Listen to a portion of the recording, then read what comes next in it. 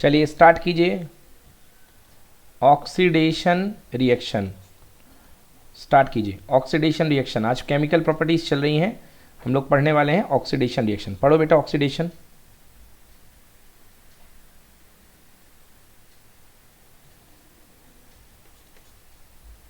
Harshita yes sir. पढ़िए बेटा, screen पर देखिए। Oxidation oxidation reaction. Oxidation is addition of oxygen carbon compounds that easily oxidize on combustion. बच CH4 बच्चों plus देखो, O2 gives जब जब CO2. आप CH4 यानी कि मीथेन को ऑक्सीडाइज कराते हो तो क्या बनती है? कार्बन डाइऑक्साइड निकलती है, पानी निकलता है, प्लस साथ में एनर्जी निकलती है। तो यही ऑक्सीडाइजेशन ही, इसका कंबशन ही ऑक्सीडाइजेशन है।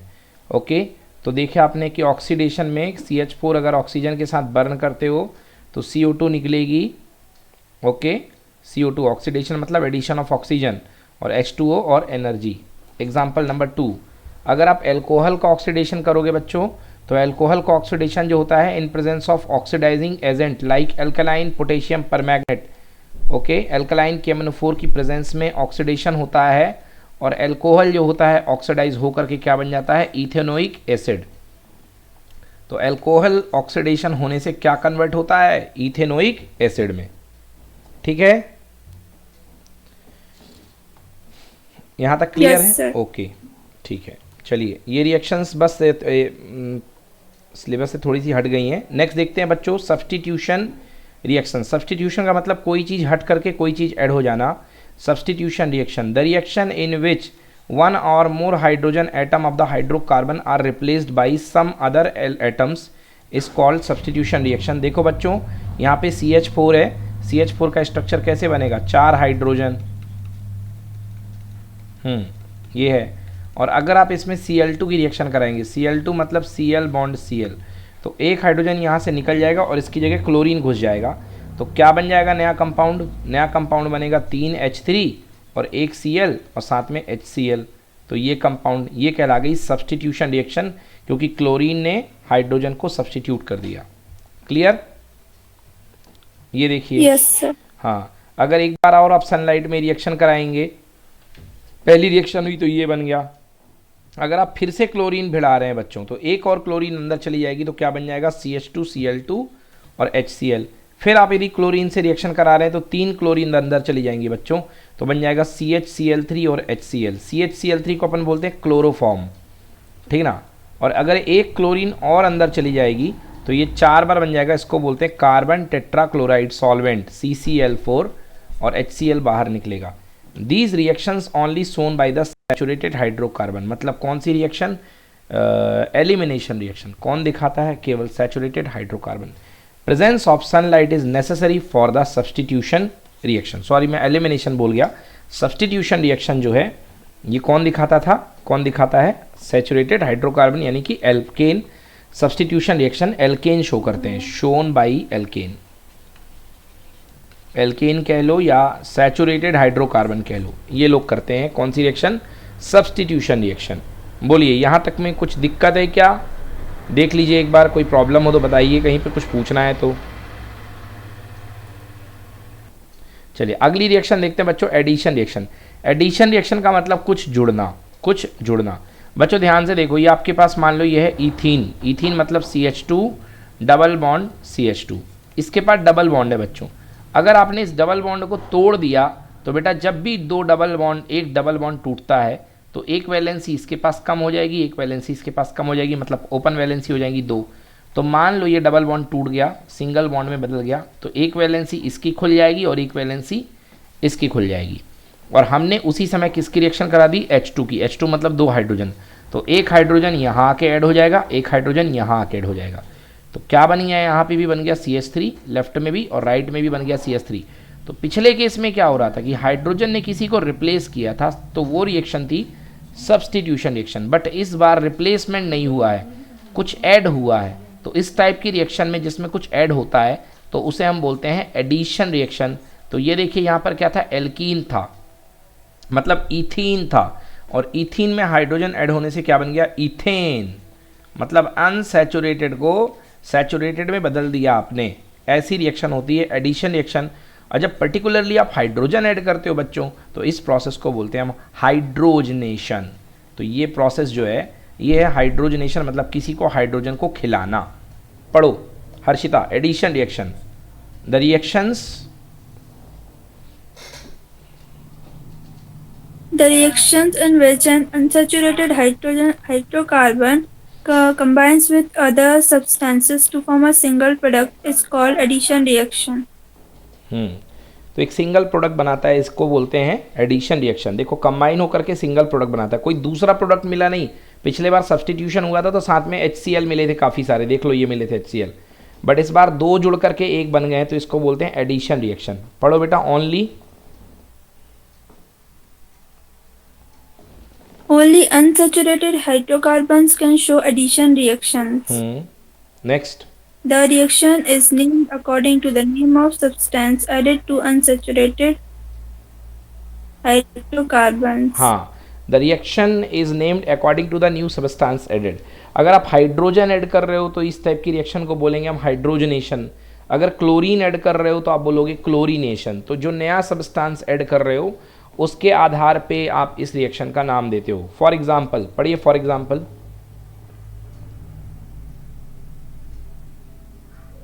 पढ़ो बेटा। For example, if hydrogen react with unsaturated hydrocarbon, the reaction is called hydrogenation. If chlorine react with unsaturated hydrocarbons, the reaction is called chlorination. Chlorination. तो इस रिएक्शन को अपन तब बोलेंगे क्लोरीनेशन। अगर आप क्लोरीन ऐड करोगे तो रिएक्शन का नाम हो जाएगा क्लोरीनेशन।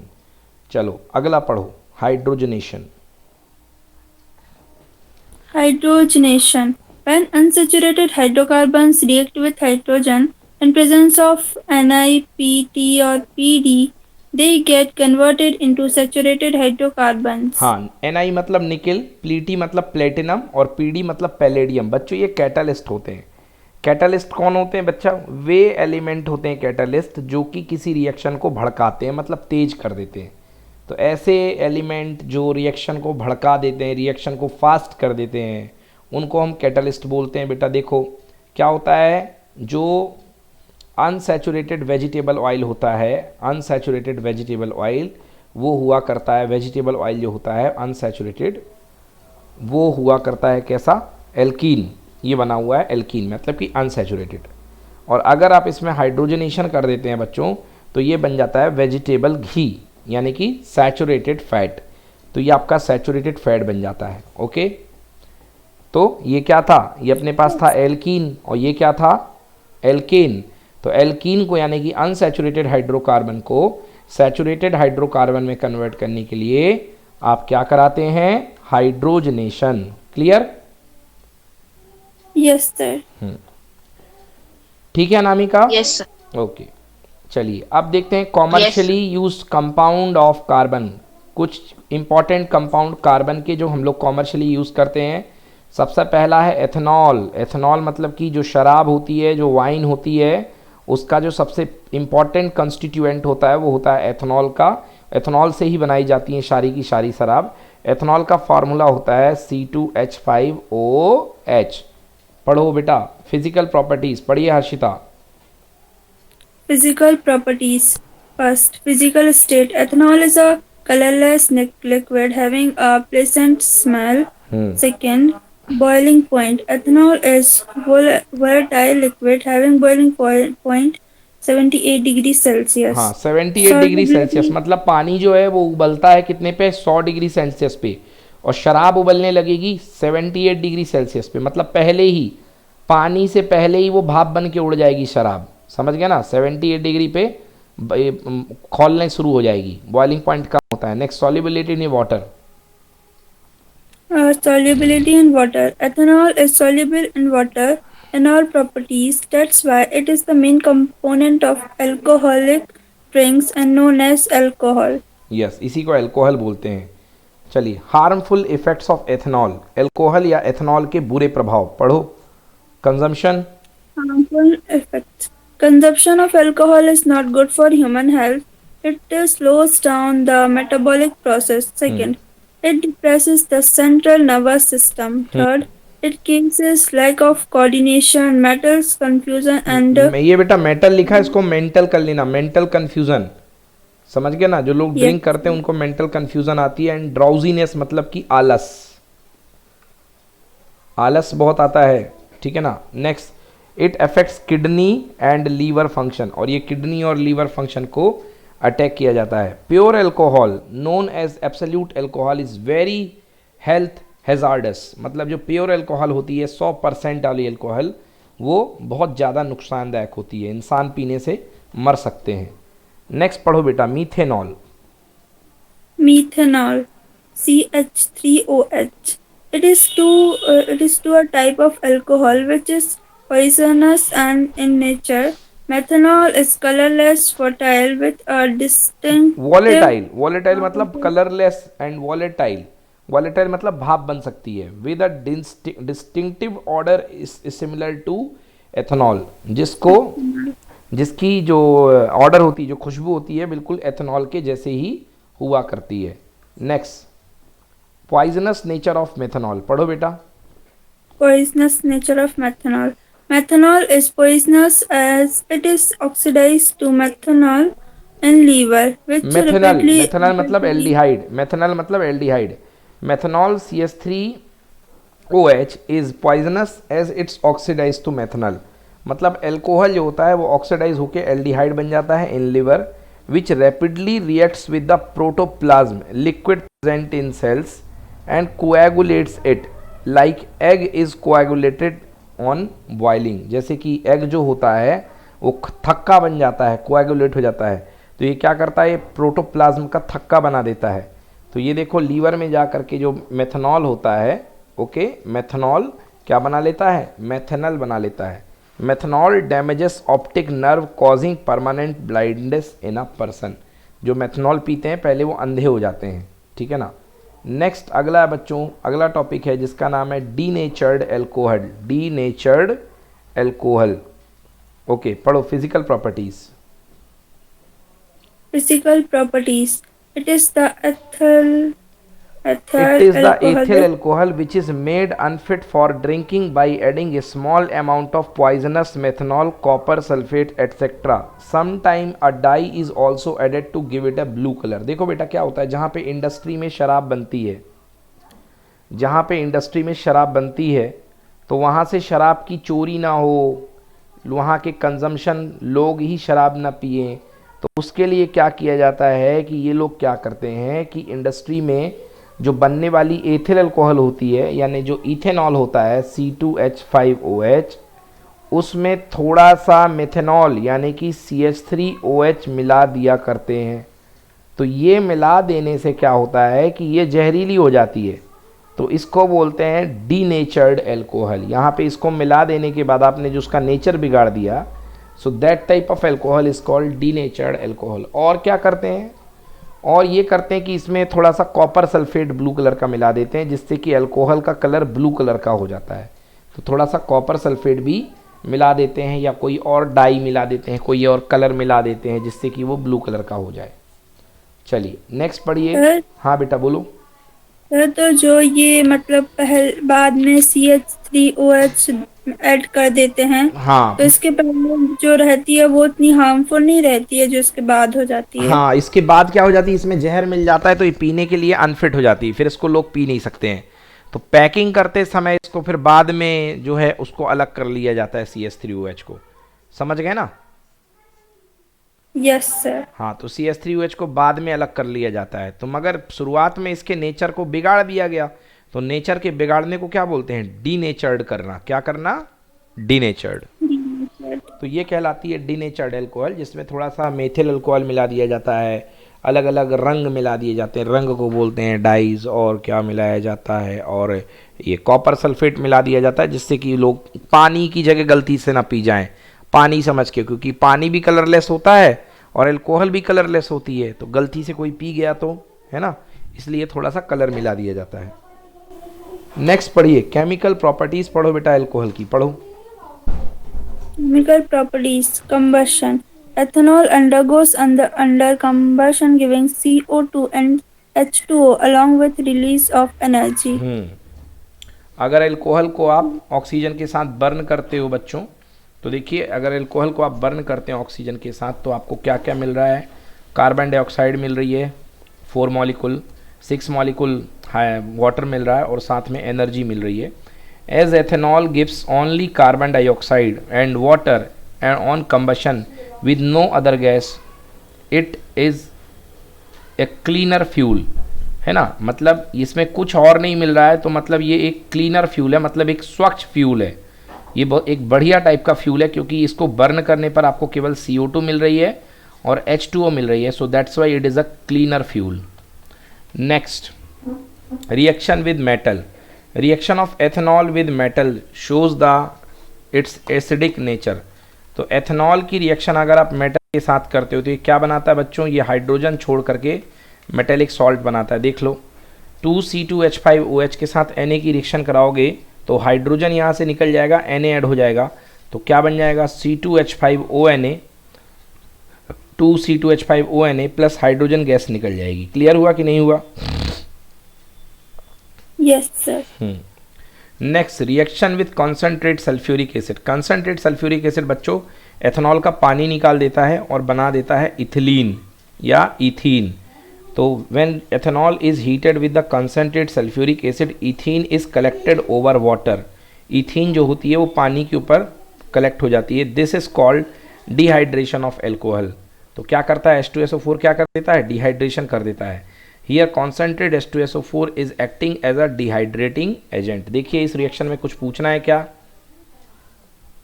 No, sir. चलिए नेक्स्ट, यूजेस ऑफ एथेनॉल. अब हम पढ़ते हैं एथेनॉल के यूज़ क्या है. पढ़ो बेटा एथेनॉल के यूज़ पढ़ो. First, used as.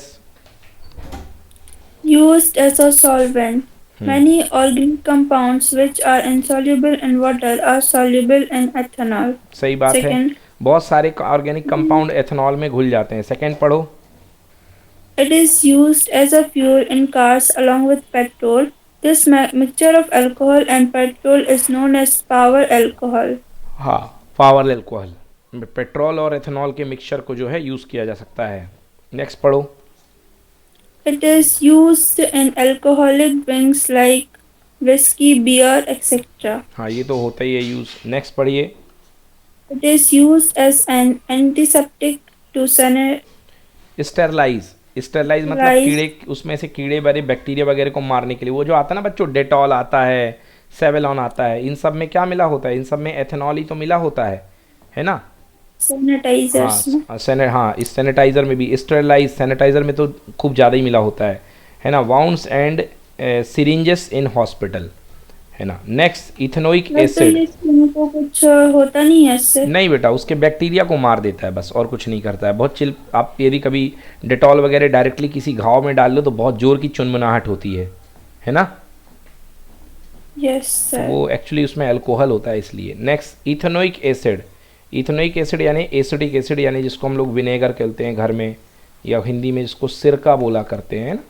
तो इथेनोइक एसिड क्या होता है, फॉर्मूला CH3COOH. तो इसका यूज़ पढ़ लेते हैं भाई, इथेनोइक एसिड का क्या क्या यूज़ है. विनेगर क्या होता है बच्चों, देखो 100% आप इथेनोइक एसिड खाओगे तो मर जाओगे ऑन स्पॉट. जो विनेगर हुआ करता है वो केवल उसका 5 से लेके 8% होता है. 5 से लेके 8% का मतलब 100 ग्राम अगर आपके पास, अगर मतलब 100 ग्राम अगर आपके पास विनेगर एसिड भरा हुआ है, 100 चम्मच आपके पास है, तो 100 चम्मच में आप 5 चम्मच निकाल करके इसमें डाल दो और पूरा पानी भर दो ऊपर से. तो जो सॉल्यूशन बनेगा, जो शरबत बनेगा, वो होगा बच्चों विनेगर का, केवल 5 से लेके 8%. पढ़ो Harshita. Vinegar. Vinegar is 5 to 8% aqueous solution of acetic acid, making acetic acid the main component of vinegar apart from water. हाँ, 5 से 8% सोल्यूशन होता है. Physical properties, it is a सोर, खट्टा, colourless liquid having smell of vinegar. इसकी smell vinegar जैसी होती है. इसका बॉइलिंग पॉइंट जो होता है बच्चों पानी से ज़्यादा होता है. कितने पे उबलेगा ये, 118 डिग्री सेंटीग्रेड पे. When pure ethanol is cooled It freezes and give a solid which looks like a glacier, due to which it is known as the glacial acetic acid. बच्चों ये बहुत जल्दी जम जाता है.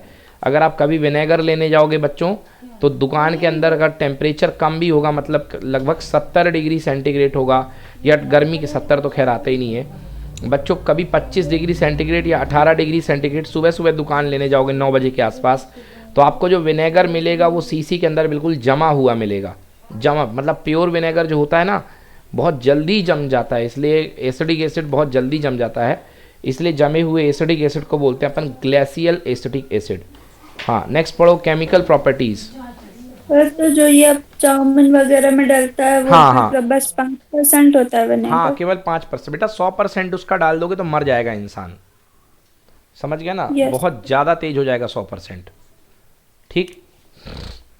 Yes sir. पढ़ो action on litmus. Action on litmus.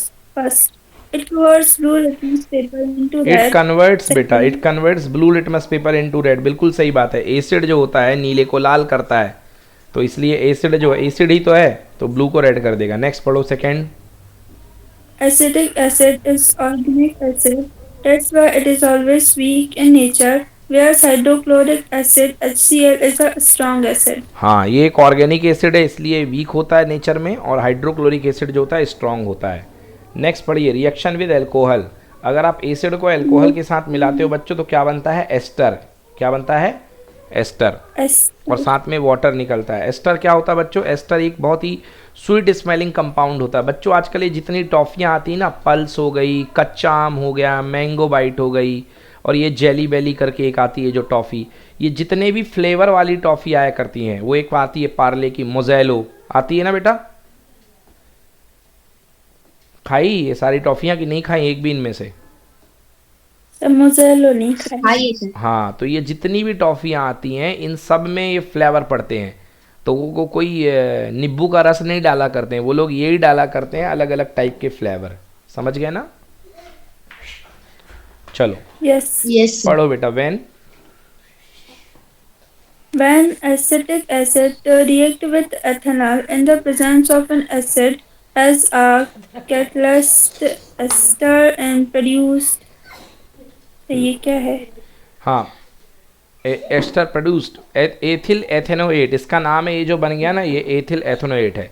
When acidic acid react with ethanol in the presence of N acid. जब acidic acid को आप एथेनॉल के साथ किसी एसिड की प्रेजेंस में ट्रीट करवाते हो बेटा, तो आपके पास क्या बनता है?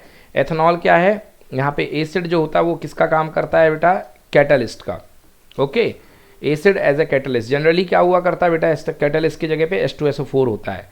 तो यहाँ पे एथिल एथेनोएट, जिस इसका नाम है पूरा एथिल, मतलब ये वाला पार्ट, और दो कार्बन में OH लगा देते, तो एथिल इथेनोएट, ये बन जाता है अपना एस्टर. ठीक है ना? चलिए अगला पढ़िए. Since ester is formed in this process, the reaction is also known as esterification. Exactly, इस प्रोसेस को एस्टरिफिकेशन बोलते हैं. Next. The ester again react with if ester again begins react to H2O. अगर ये H2O बनता है, अगर ये बनने वाला एस्टर जो है इसके साथ रिएक्ट कर जाएगा, तो वापस ये रिएक्शन बैक हो जाएगी और फिर से आपको ये और ये मिल जाएगा. तो आपको कोशिश करनी है कि H2O के साथ ये ना भिड़ पाए. तो उसके लिए हम इस H2O के बनते ही इसको सुखा देते हैं, और उसको सुखाने के लिए हमको क्या डालना पड़ता है इसमें? H2SO4. हाँ, if ester against react with H2O, presence of acid, acidic acid and ethanol is produced. Next पढ़ो. Esters are sweet smelling compounds, therefore these are used in making perfumes. Toffee बनाने के साथ साथ परफ्यूम बनाने में भी इनका यूज़ होता है. नेक्स्ट, एस्टर की बेस के साथ रिएक्शन. तो एस्टर अगर बेस के साथ रिएक्ट करेगा तो बच्चों सोडियम एसिटेट या एसिटेट कंपाउंड बना के पानी रिलीज करता है. पढ़िए. Acetic acid. Acetic acid when react with sodium hydroxide, sodium acetate and a salt and H2O are formed. Sodium acetate बनेगा, ये वाला पॉइंट, और एक H2O बनेगा. This is an example. This is an example of an acidic base neutralization reaction in which an acetic and base reacts to produce water plus a salt, salt. हाँ बिल्कुल सही बात है। ये देखो एसिड बेस रिएक्शन जैसी हो रही है कि यहाँ पे ये एसिड है, ये बेस हो गया equal to salt and water. तो यहाँ पे एस्टर का नेचर जो आपको देखने को मिल रहा है, एक मिनट, ये तो हाँ ठीक है, रिएक्शन विद बेस, ये तो एसिड की रिएक्शन दी गई है। ओके ओके, तो ये acid base reaction neutralisation reaction का एग्जांपल है, एस्टर का नहीं है। ये एसिड CH3COOH एसिडिक एसिड की रिएक्शन बेस के साथ, तो नॉर्मल है भाई, न्यूट्रलाइजेशन रिएक्शन होगी। अगली रिएक्शन पढ़ो, reaction with sodium carbonate. Reaction with sodium carbonate and bicarbonate.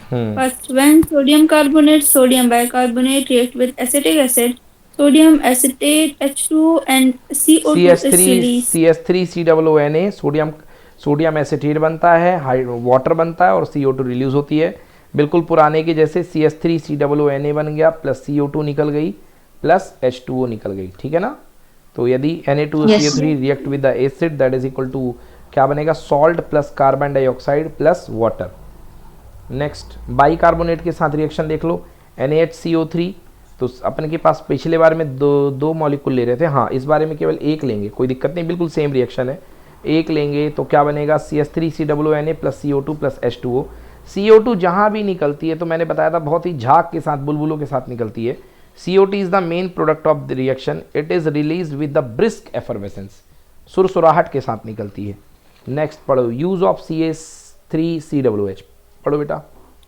Use of CH3COOH. It is used in form of vinegar as preservative मतलब अचार वगैरह को, पिकल्स अचार वगैरह को सुरक्षा देने के लिए, टमाटो सॉस वगैरह बनते हैं, ये सड़े ना उसके लिए इनको डाला जाता है CH3COOH। नेक्स्ट पढ़ो, use to form ester which are used in perfume and essence.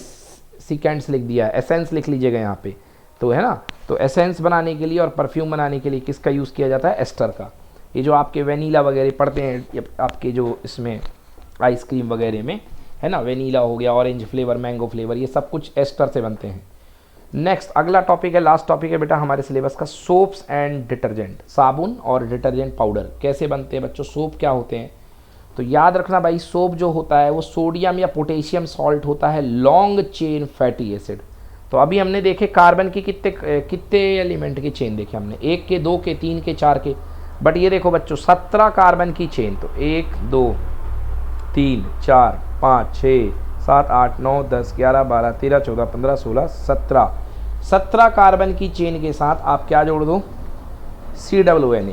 तो ये जो कंपाउंड बनता है sodium salt, long chain carboxylic acid का, इसको हम बोलते हैं सोप, इसको हम बोलते हैं सोप। पढ़ो बेटा, a soap is the, a soap is the sodium or potassium salt of a long chain carbolic acid carboxylic acid, long chain carboxylic acid. पढ़ो, which has cleansing properly in water. हाँ, which has cleansing property in water, जो पानी के साथ cleansing यानी सफाई वाली property दिया करता है। अब देखो एक सोप का एग्जांपल देखो बेटा, सोडियम स्टेरेट, इसका नाम याद कर लो, साबुन का केमिकल नाम होता है सोडियम स्टेरेट, ठीक है ना। और कैसे बनता है देखो, C17H35COO -Na+ is the most common soap used in the domestic purpose.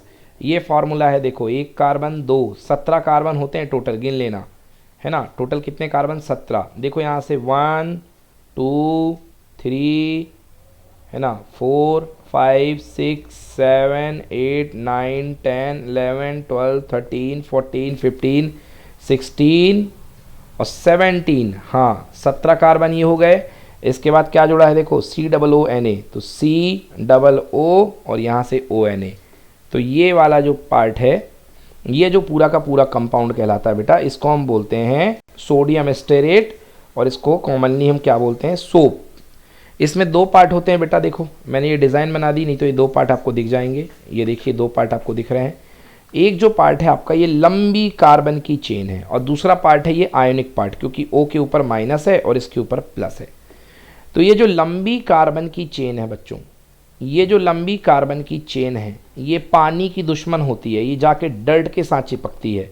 तो जो पानी का दुश्मन होता है उसको हम क्या बोलते हैं, हाइड्रोफोबिक। तो ये जो पार्ट है, इधर वाला जो पार्ट है वो क्या है, हाइड्रोफोबिक। तो हाइड्रोफोबिक किस में रहता है, देखो हाइड्रोफोबिक है ये, पानी से डर लगता है इसको। ये नॉन आयनिक पार्ट मतलब ये पार्ट आयनिक नहीं होता है। और दूसरा ये वाटर में इनसॉल्युबल मतलब पानी में घुलता नहीं है। दूसरा वाला पार्ट देखो, ये आयनिक पार्ट COONA, ये आयनिक पार्ट होता है, ये वाटर सोल्यूबल होता है और ये हाइड्रोफिलिक होता है। हाइड्रोफिलिक मतलब पानी को प्यार करने वाला, यानी पानी में घुलता है ये पार्ट, ठीक ना। तो ये वाला पार्ट पानी में घुल जाता है। तो ये हो गया बच्चों डिटर्जेंट। अब डिटर्जेंट के बाद पढ़ते हैं, सॉरी ये हो गया ऊपर वाला, सोप हो गया, साबुन हो गए। अब डिटर्जेंट पढ़ते हैं कि डिटर्जेंट कैसे बनते हैं बच्चों। Any substance which has cleansing action in water is called detergent. नहीं, ऐसा तो क्लियर नहीं है, क्लींजिंग एक्शन तो सोप का भी होता है बच्चों।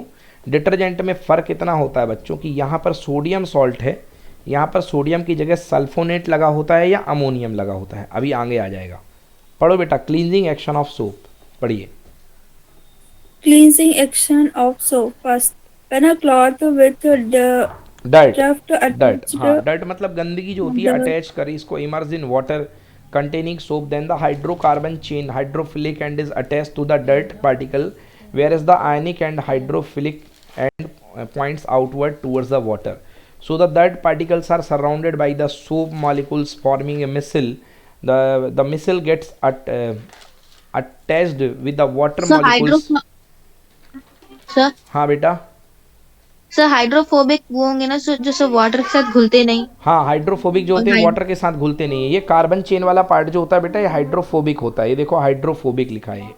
और ये जो पार्ट जो पानी के साथ घुल जाता है इसको बोलते हैं हाइड्रोफिलिक, ठीक है। यस। हाँ, तो मैं पढ़ रहा था, when A cloth with dirt attached to it immersed in the water containing soap, then the hydrocarbon chain hydrophobic end is attached to the dirt particles, whereas the ionic and hydrophilic points outward towards water. So the dirt particles are surrounded by the soap molecules forming a missile. This missile get attached with the water molecules through an ionic end and it is washed away along with the dirt particle. बेटा इसका diagram बना हुआ है book में बहुत अच्छा सा, मैं आपको समझा देता हूँ, देखो कैसे काम करता है ये। ऊपर थोड़ी सी जगह है, इसमें एक्सप्लेन कर देता हूँ मैं आपको। यहाँ पे देखो बच्चों, जैसे कि मान लो ये तुम्हारे पास कोई शर्ट है, ये आपकी स्कूल की शर्ट है सपोज, ये आपकी हाउस ड्रेस है।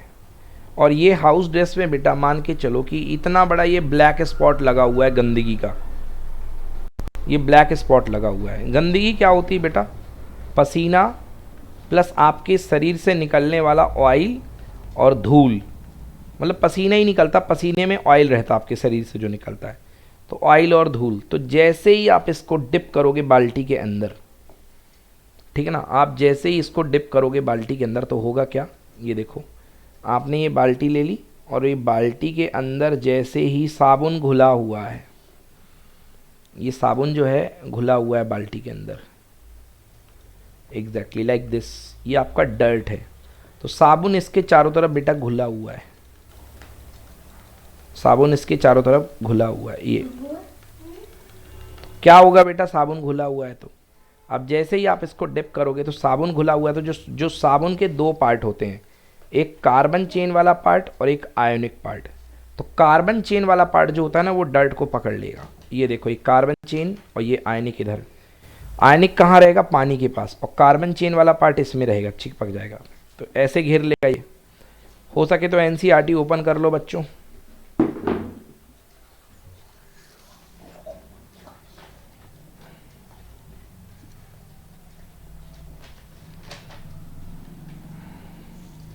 ये कर लेगा बच्चों। ये मिल करके ये कम्पैक्ट बहुत चारों तरफ से घेर लेंगे, चारों तरफ से।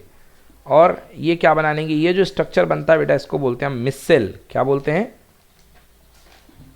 मिसल। मिसेल। ये मिसेल बन जाएगा।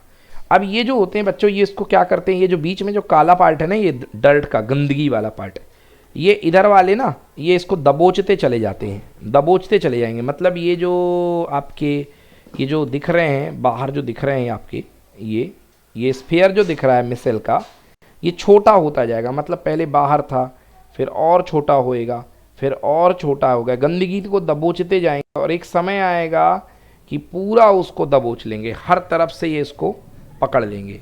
और जब ये दबोच लेंगे तो ये पानी के ऊपर आ जाएंगे, तैरते हुए डर्ट को ले करके पकड़ के पानी से ऊपर आ जाएंगे, और फिर आप पानी को बहा दोगे तो उसके साथ ही वो गंदगी भी बह जाएगी। बोलो समझ में आया कि नहीं आया?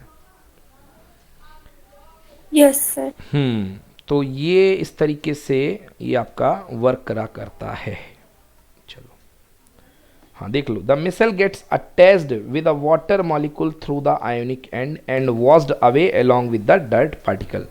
चलिए अब पढ़ते हैं बच्चों, दो तरीके का पानी होता है, एक होता है मीठा पानी और एक होता है खारा पानी। मीठे पानी को बोलते हैं बेटा सॉफ्ट वाटर, और जो खारा पानी होता है उसे बोलते हैं हम हार्ड वाटर। हाँ, हार्ड वाटर मतलब कि खारा पानी जो पीने में अच्छा नहीं लगता। या आपने कभी समुद्र गए हो तो समुद्र का पानी देखा होगा, बहुत हार्ड होता है बच्चों, एकदम खारा होता है। तो कोई पानी खारा क्यों होता है? कोई पानी खारा इसलिए होता है क्योंकि उसमें सॉल्ट मिले होते हैं। हर्षिता तुम्हारे घर का पानी कैसा है, मीठा है कि खारा है? Sir purified. हर्षिता, सर मीठा है। हर्षिता तुम बताओ पहले कैसा हाँ पानी सर। है? मीठा पानी कि खारा पानी है? मीठा। मीठा पानी है, चलो ठीक है। किससे आता है, जमीन से आता है कि सरकारी पाइपलाइन से आता है? अंडरग्राउंड। हाँ, सर जमीन से। मतलब खुद की मोटर लगा रखी है, खुद का बोर है ना? Yes sir. चलो और तुम बताओ बेटा अनामिका, तुम्हारे यहाँ का पानी मीठा है कि खारा है? सर मुझे तो कोई टेस्ट ही नहीं आता सर पानी में से। अच्छा, नॉर्मल वाटर। नहीं, टेस्ट मीठा पानी का मतलब ये नहीं कि उसमें शक्कर घुली होती है, जिसमें कोई भी टेस्ट ना हो वही मीठा पानी होता है। और खारा पानी में एक अजब से थोड़ी सी नमकीनी टाइप का हुआ करता है, वो खारा पानी होता है, ठीक ना, हार्ड वाटर। यस। अक्सर तालाबों का थोड़ा सा खारा होता है। कहाँ का पानी बेटा? सर तालाब वगैरह का। नहीं नहीं, तालाब वगैरह का पानी अक्सर मीठा होता है। तालाब का पानी खारा होने का चांस ही नहीं है, क्योंकि तालाब में जो पानी स्टोर होता है वो बादलों से आने वाला पानी होता है, और बादल से आने वाला पानी तो बच्चों ज़बरदस्त मीठा होता है। आप अगर बादल से आने वाले पानी को ठंडा करके पियोगे ना तो आपकी दिल खुश हो जाएगा, इतना प्यारा पानी होता है। बादल से जो पानी गिरता है, समझ गए ना? कभी बारिश की बूंदें मुंह में गई हो, एक अजब सी मिठास होती है उनमें, बहुत प्यारी मीठापन होता है बारिश की बूंदों में। तो वो तो बेटा प्योर डिस्टिल्ड वाटर होता है और बहुत अच्छा पानी होता है जो आसमान से गिरता है, समझे?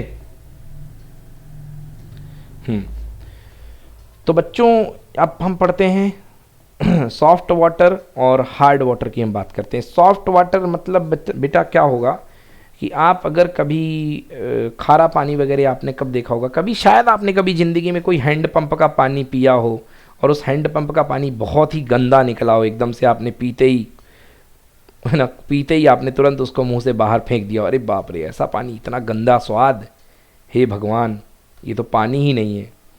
ऐसा शायद कभी फील हुआ हो, है ना? यहाँ अपने इस तरफ प्रॉब्लम नहीं होती बच्चों, जिस तरफ समुद्र होता है ना वहाँ ज़मीन के अंदर का पानी बहुत खारा होता है। अगर आप कभी द्वारिका जाएं, और जो पानी अच्छा नहीं लगता, मतलब वो खारा नहीं होता है। हाँ हाँ और हाँ उसका एग्जैक्टली, टेस्ट बड़ा खारा नहीं गंदा होता सा। है, हाँ उसका जो टेस्ट होता है अजीब टाइप का होता है। यस सर, पी नहीं पाते, हाँ उल्टी और उसको आती पी है। नहीं पाते हैं एग्जैक्टली। तो वही जो होता है हार्ड वाटर होता है, उसमें बहुत सारे सॉल्ट मिले रहते हैं। कौन कौन से सॉल्ट मिले रहते हैं? मैग्नीशियम मिला रहता है, कैल्शियम मिला रहता है ना, ये सॉल्ट मिले रहते हैं। चलो पढ़ो बेटा, पढ़ो Harshita, soft water. Soft water easily generates lather with soap. Form with soap. Second, but hard water contains salt of calcium and magnesium. When salt of calcium and magnesium react with soap molecules, they form a precipitate instead of lather. हाँ, अगर आप soap molecule को magnesium और calcium के salt के साथ react करोगे तो वो एक मॉलिक्यूल बनाते हैं, है ना, लेदर ना बना, they form a precipitate instead of leather. वो लेदर ना बना करके एक प्रेसिपिटेट बनाते हैं। इस प्रेसिपिटेट को हम बोलते हैं स्कम। देख लो यहाँ पे ये सोप मॉलिक्यूल है। सोप मॉलिक्यूल को आपने अगर हार्ड वाटर में घोल दिया तो ये बन जाएगा स्कम। स्कम जो होता है इनसॉल्युबल होता है, मतलब पानी में घुलता नहीं है, और साथ में ही ये एक अलग सा नमक टाइप का सब्सटेंस बनेगा, एक सॉल्ट बनेगा। तो लिखा है but hard water contains salt of calcium and magnesium. Well salt of calcium and magnesium react with the soap molecules, they form a precipitate instead of leather. They form a precipitate. Precipitate मतलब जो घुलते नहीं है, insoluble होते हैं। पढ़ो, the precipitate formed, The precipitate formed in this reaction is called scum. Since Third, since the scum is insoluble in water, soap cannot form lather in hard water. Detergents, on the other hand, are less likely to form these scum. Detergents are the sodium salts of long chain benzene sulfonic acid, which has more cleansing property in water than soap. हाँ, मतलब sulfonate जो detergent होते हैं, detergent are the sodium salt of long chain benzene sulphonic acid. Long chain benzene sulphonic acid के जो sodium salt होते हैं, long chain benzene sulphonic acid के जो सोडियम सॉल्ट होते हैं, उनको हम बोलते हैं डिटर्जेंट। और इनकी क्लींजिंग प्रॉपर्टी जो होती है वो ज़्यादा अच्छी होती है सोप की तुलना में, ठीक ना। और केमिकल फार्मूला ऑफ डिटर्जेंट ये है। तो ये हो गया बच्चों सोप और डिटर्जेंट पूरा। देखिए इसमें कोई प्रॉब्लम है आपको इस पैराग्राफ में कहीं पे भी? लेदर का मतलब होता है बेटा झाग, जो फोम बनता है ना साबुन को जब आप हाथ में रगड़ते हो तो उसको बोलते हैं लेदर, ठीक है। Yes, sir. चलो देखो इसमें Yes. कोई प्रॉब्लम?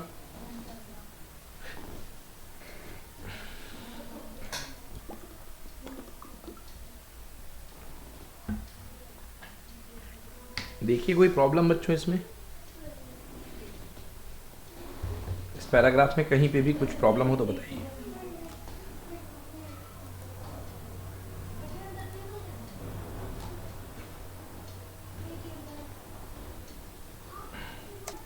Yes. समझ गए? अगर कोई सोप झाग नहीं बना रहा है मतलब वहाँ का वाटर हार्ड है। अब जैसे मान लो तुम है और तुम्हारा घर बगल में एक और है, अगर एक जगह के पानी में तुम्हारे साबुन का तेज झाग बन रहा है और दूसरे जगह के पानी में साबुन का कम झाग बन रहा है, मतलब समझ जाओ कि वहाँ तुम्हारा जो पहले नंबर का घर है उसका पानी जो है